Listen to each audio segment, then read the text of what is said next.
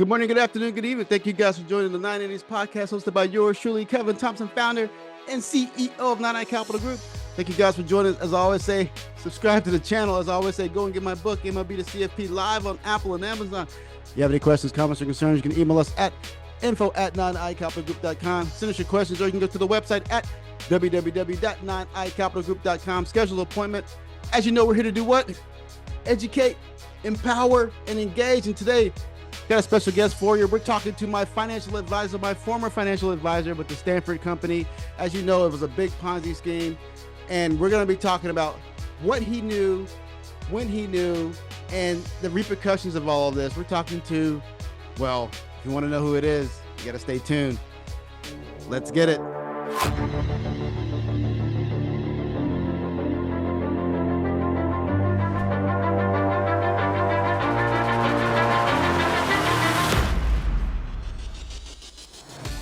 Ladies and gentlemen, we have Matt Drews on the call today. So Matty's my former advisor with the Stanford Company. Him and I had a really good relationship. The great story about Matt here is that he's really, really tall. I mean, he's like, what are you, 6'7"? 6'8", but who's counting? Oh, 6'8". I called him every time I introduced him. I said, Matt Drews, my 6'8" advisor. And I'm telling you, first round pick for the New York Yankees back in 1993? Is that right? 93, yes, sir. First round pick for the Yankees, top prospect for the Yankees, went through their organization, then went to the Tigers for a little bit, was a top prospect for them as well. And how we met, well, I'll let Matt tell the story on how we met. I think we met, was it 2008 or something? I was with the Pittsburgh Pirates, and I was in Sarasota, and then I met with Matt Drews, and he was with the Stanford Company at the time. And I'm telling you right now, you're the reason why I'm in the industry today. I'm not saying it was a good or bad thing, but you're the reason why I'm in the industry today. But tell the people like how we met, like what was your experience when we met? And then of course, I was playing baseball at the time. Yeah, you were playing baseball at the time. So I was, obviously in the business to represent athletes and specifically baseball players based on the family history. Which you may not remember as my grandfather won a World Series with the Yankees in 47. Okay. And so, but that was when they made no money.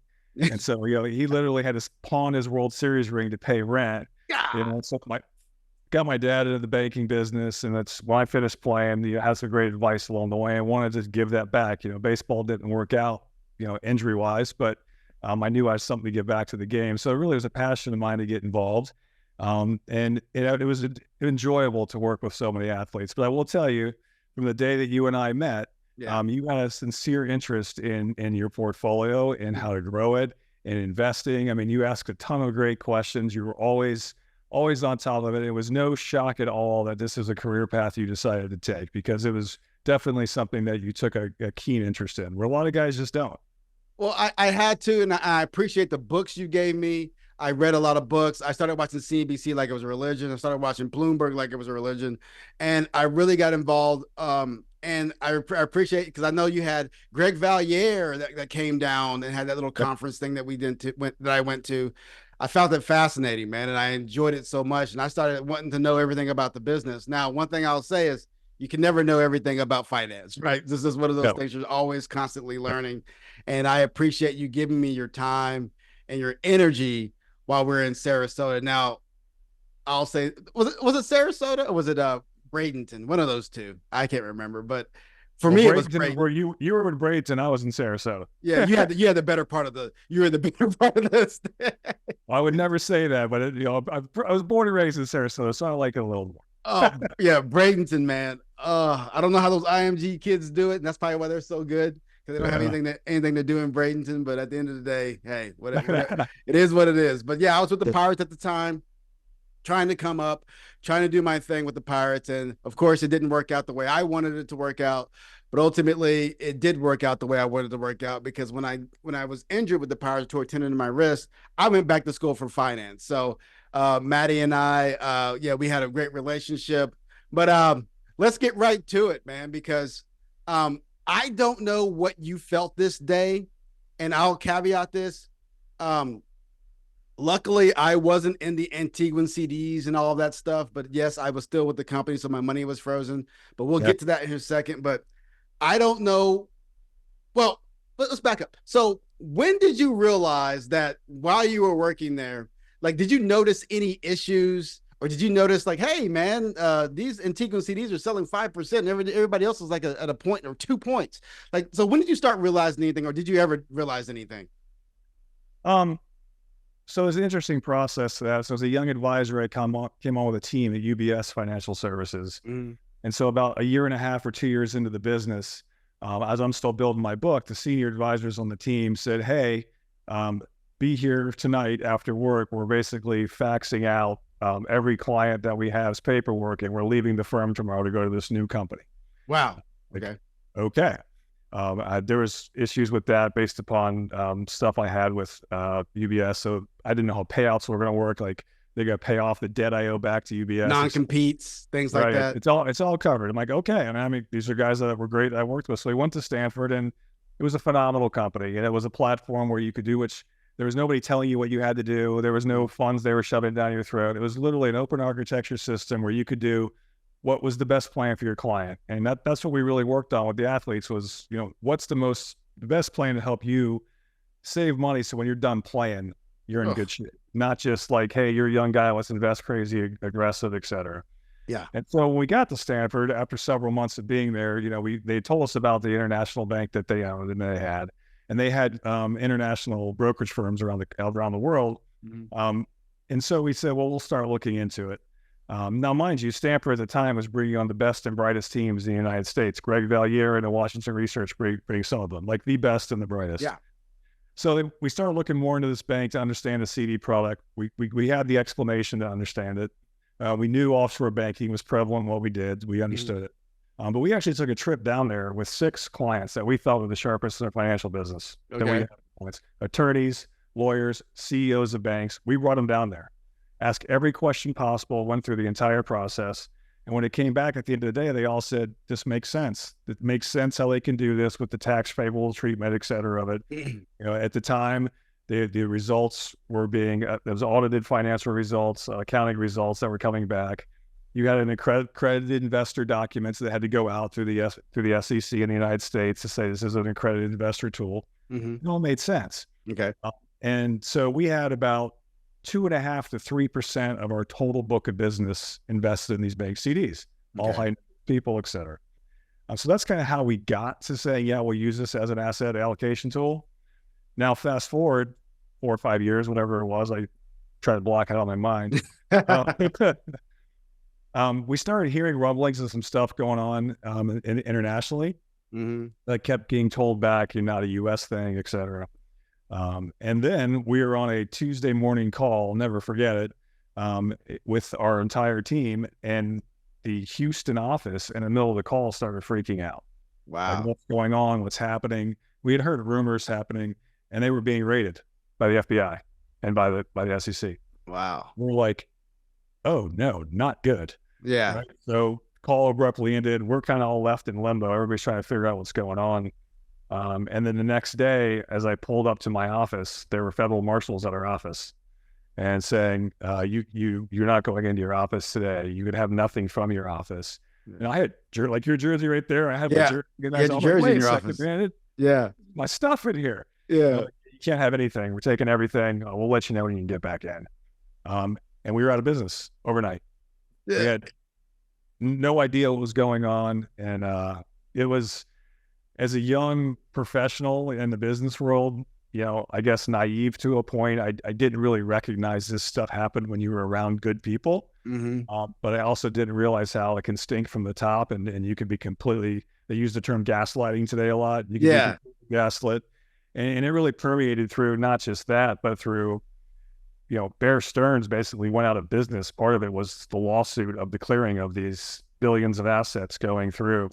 You had the SEC involved in Texas, and the guy that was in charge of it at the time, he got, a small fine and he couldn't practice law for 6 months. But like all these people that were involved along the way to make this happen got slaps on the wrists and then put, 300 advisors in the U.S. out of business. Yeah. And that's the sad part, because no one realizes the ramifications for guys like yourself who want to continue in the business, or if you wanted to continue in the business, but now you have on your CV, Stanford Company, right? and nobody's going to want to touch that because now it's like, hold on, that's, some people may, some people may not. I don't know what happened to the other advisors there. You're probably one of there's one or two of the advisors that I knew there, but you're absolutely right, man. No one understands what the ramifications of all of that. I remember the day. I don't know where I actually was. I can't remember if I was rehabbing from my injury, and I was in Newark, New Jersey, playing for the Newark Bears at the time. I think that's where I was. I was watching CNBC, and then I was like, "Hold on, Yeah. what the hell's going on?" And then I call you. I think you were my first call. It's like, "Hey, man, what's going on?" And you say, "Kevin, I don't know. Let me call you back." And then Yep. maybe an hour or two later, you're saying, we're being raided. I don't know what's going to happen, man. I just wait for information. And Yep. I was shocked as you were. And when you see this guy, the offices that you were just at, they were showing your office, they were showing the offices in Houston, and they were Yep. showing him come out in handcuffs. You're like, what in the hell is going on, man? And it was shocking. But fortunately, which was good for me, my money wasn't invested into the international product. Mine was actually invested in stocks and ETFs and mutual funds. Well, mutual funds at the time. But the issue is that it doesn't matter where your money is invested because they're shutting everybody down, right? So, how long was it? How long was the estate administrator in there? And how long was everything frozen? Do you remember? Um, well, my stuff was frozen indefinitely. I can talk about that in a minute. The Yeah. client assets. So it was a tough spot to be in. Yeah. Answer your question. Yeah, I wanted to stay in the business because I love what I did. Mm-hmm. But you're not staying in the business. We went to Oppenheimer after that, and I mean, agents, CPAs, you name it, people who I was very close to, who knew my character, knew who I was, said, "We love you, but we can't send someone your way when they look you up." And I'm like, I understand. Yeah. I get it. So we spent several months trying to work on the client's behalf to figure out, what do we do? We have a responsibility to our clients. How do we help them with this?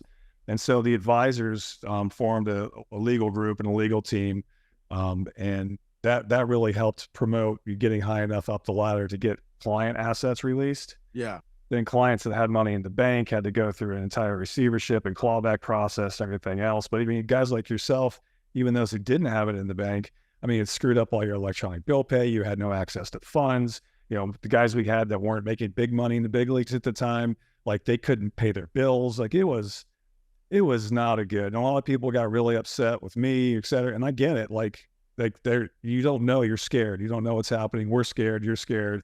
But it was definitely not a fun time to be in the business. Yeah. Yeah.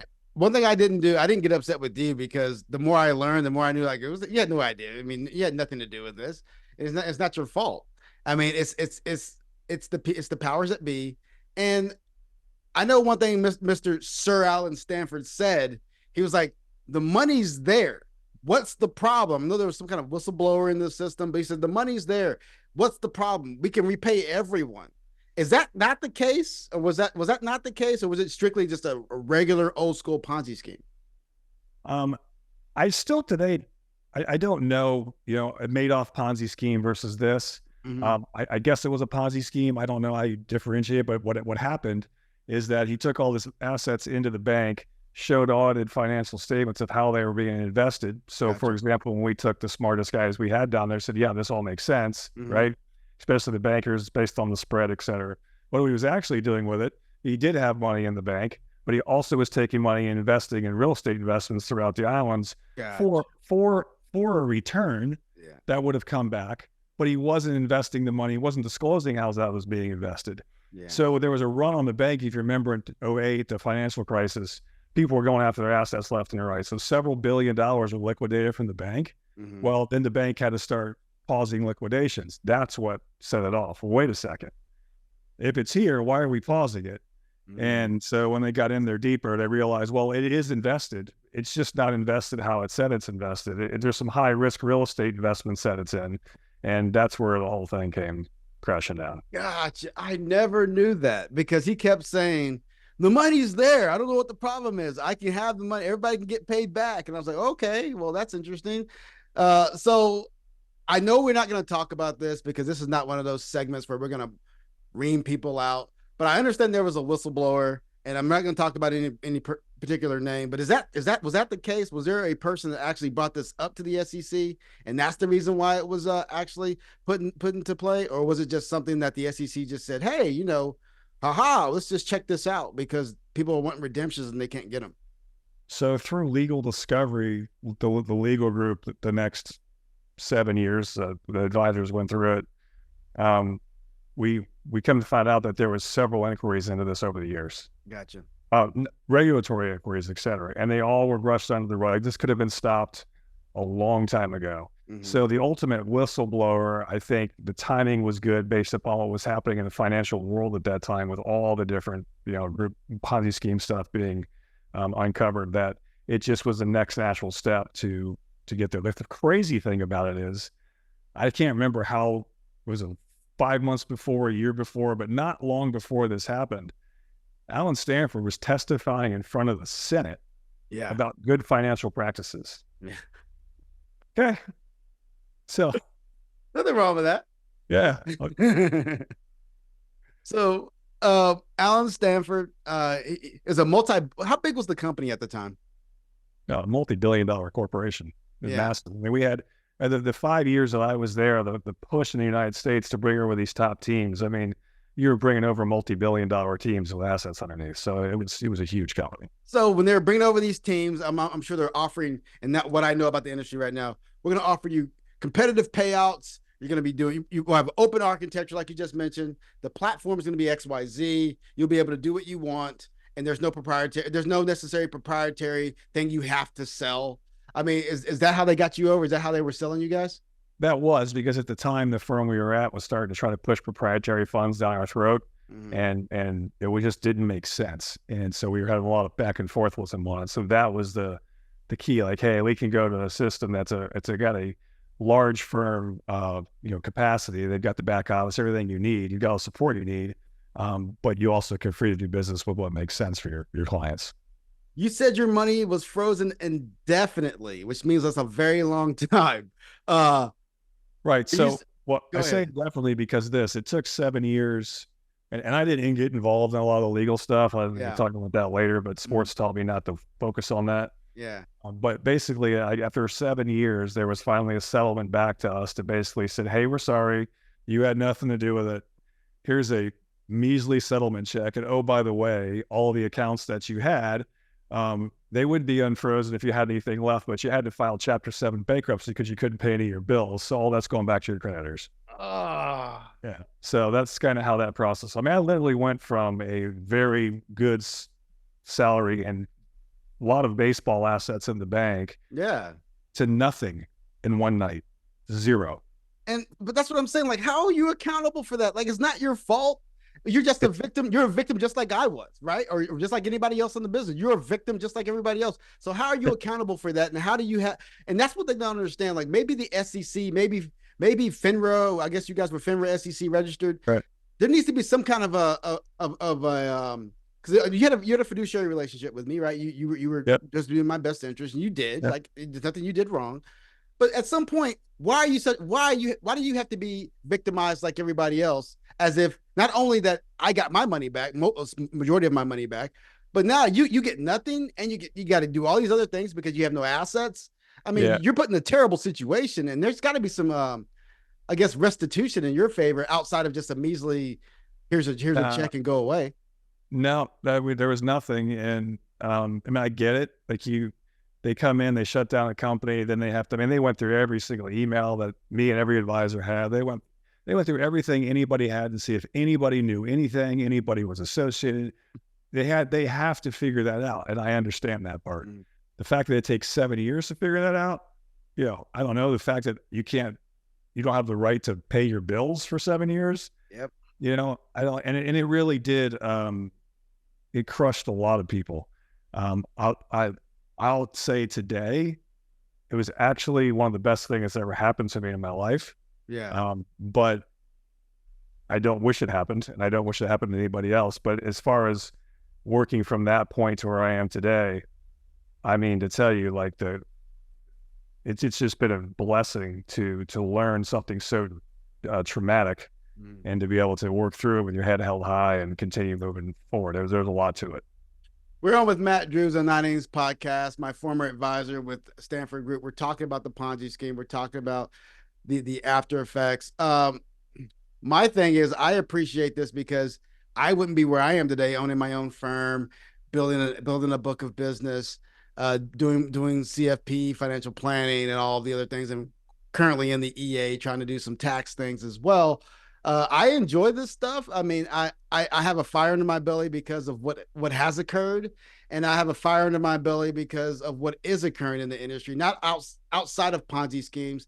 The anti-discrimination lawsuits on all of these big banks and these institutions, whether it be the ENJs, whether it be the JP Morgans or what have you, all these things in the industry, not only against just advisors like myself and the color of my skin, but also against my community. And I'm here to fight for that. So, and I appreciate everything that you've done for me. I know it wasn't your fault. I appreciate the relationship. I know we've gone too long communicating, right, between these conversations. I don't want to have these conversations just be about these types of things, man. We need to keep in touch because families are important, friendships are important, and this is important because, again, it means a lot to me, and I think our relationship is bigger than just what occurred back in the day. Oh, 100%. And I say that you're a blessing to the industry, and you're a blessing to the cause that you're fighting for, man, because you're an incredibly sharp guy and you care, and those two ingredients make good things happen. Well, hey, one more question real quick before we go. What is Matt Drews doing today? Like what's your new passion? It's kind of funny. So I don't know if you're a man of faith or not, but if people on here are, but I am. And that carried me through a lot of this stuff. I realized I don't control anything other than doing the next right thing. Mm-hmm. And God's in control. When I was a kid, I wanted to be a real estate developer. Okay. And I had this pulling and passion, and I saw a checkbook one time, and I just saw it on the top and said Drews Development Corporation. Like that was my vision. And so I got away from that, and went to play ball, got out, and the passion to help athletes was there, but really gravitated towards the real estate side, some of the real estate investments. Really scrambled when I finished playing ball. I opened a water company. I sold water, man. Whatever it was to pay my bills. Well, over time, God kept closing doors and opening others. And a company I had talked to the day I finished playing ball, my very first phone call was to a real estate development company. And they said, yeah, no. Well, for 6 years now, I've been at that real estate development company, loving life, doing great. And it's a lot of fun. Man, congratulations, man. I'm glad you found your passion. That means a lot to me. It means a lot to everybody because that's what life's about. If you find something that you really love and enjoy, the money will come, and the money shouldn't really matter. Even though I know you want to pay your bills, you take care of your family, but the money is secondary because if you're honoring what your true passion is, you're never gonna make a day in your life, man. And I appreciate this conversation. I'm going to say one thing to the athletes that are listening. Yeah, that you are so much more than that jersey that you're wearing, and you've got so much more to offer than the sport that you play. So whenever you're done and whenever you finish up, take that drive, take that work ethic, take everything you know to be true, to be successful in sports, and take that after something you're passionate about. Go after it, and you will create a different life and a different identity of who you're created to be, because so many guys I see get out of sports and they're just lost, and they're missing that they have all the ingredients to be successful in whatever else they want to do. They just need to get rid of the thought that I'm known as a baseball player or a football player, a basketball player, and focus now as I'm Matt Drews. I'm a human being. I'm a husband. I'm a father. I'm a businessman, and put that effort there. And man, great things happen. Yeah, and that's real quick. I'm real glad you said that, but it's very, very tough, right? Really? Every day from when you were a little pipsqueak of a kid, right? We were 4'4", and now we're grown men. And we're 35 plus years old. We've been doing the same thing every day for our entire lives. And it's hard to turn that switch off sometimes, right? I mean, it's hard to turn it off, and nothing's gonna replace the competitiveness that comes from competitive sports at the highest level. Nothing can replace that. However, there's so many things that are fantastic in life that guys miss out on because they don't take everything they've been doing since they were 8 till that day. They retire and put it into practice. They just start going, oh, what do I do now? And they flounder. My identity was this. And they try to hang on in the game for different stuff. And that's okay. But they have so much unique talent and ability because that work ethic it took you to get to that point is something most people don't have. And when you can put that into practice into something new, it might take you several things to find what that passion is, but just keep putting one foot in front of the next and going for it. There's no sitting still is not going to help you. Absolutely, my friend. Matt Drews, my advisor, my friend. Thank you for joining the 90s podcast today. Man, thanks for having me, man. Great to see you. We had Matt Drews on the call today, my former advisor from the Stanford Company. We talked about the Ponzi scheme. We talked about what happened to him afterwards. We talked about all the advisors that this impacted across the nation, across the globe, matter of fact. And it was a big company. I mean, Antigua CDs, Packard Real Estate, runs on banks. Boom, there you have it. So thank you guys for joining us. As I always say, subscribe to the channel. As I always say, go and get my book, MLB to CFP Live on Apple and Amazon. If you have any questions, comments, or concerns, you can email us at info@9icapitalgroup.com. Send us your questions. You can go to the website at www.9icapitalgroup.com. Schedule an appointment. As you know, we're here to do what? Educate, empower, and engage. And I have to give a special thanks to my wife, Sheree Thompson, for giving me this idea to have my former advisor on the call, Matt Drews. Stay humble, stay safe, my friends. I'll see you again soon.